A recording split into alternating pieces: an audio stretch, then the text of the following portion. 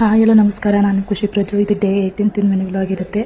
ಇವತ್ತು ವಂಶಿಗೆ ಲಂಚ್ ಬಾಕ್ಸಿಗೆ ಅಂತ ಹೇಳ್ಬಿಟ್ಟು ಸ್ವೀಟ್ ಚಪಾತಿ ಮಾಡ್ತಿದ್ದೆ, ಸ್ವೀಟ್ ಕಾಯಿ ಚಟ್ನಿ ಮಾಡ್ತಾಯಿದ್ದೆ.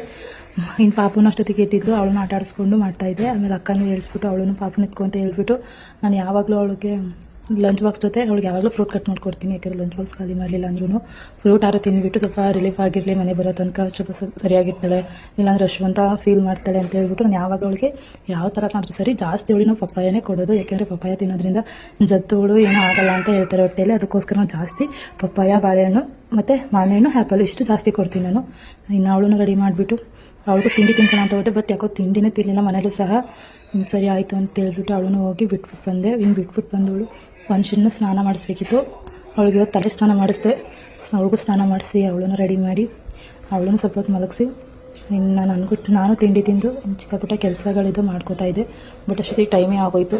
ಇನ್ನು ಅವಳನ್ನು ಕರ್ಕೊಬರೋಣ ಅಂತ ಹೇಳ್ಬಿಟ್ಟು ಕರ್ಕೊಬರೋಕೆ ಹೋದೆ. ಇವತ್ತು ಹೇಳ್ಬೇಕಂದ್ರೆ ಸರಿಯಾಗಿ ವೀಡಿಯೋ ಕ್ಯಾಪ್ಚರ್ ಮಾಡ್ಕೊಳ್ಳೋಕ್ಕೆ ಆಗಿಲ್ಲ. ಯಾಕೆ ಅಂತಂದರೆ ಇವತ್ತು ವೀಡಿಯೋ ಮಾಡಬೇಕು ಅಂತ ಒಂದು ಸೈಡ್ ಅನಿಸಿದ್ರೆ ಇನ್ನೊಂದು ಟೈಮ್ ಕೆಲಸ ಬೇಗ ಮುಗಿಲಿ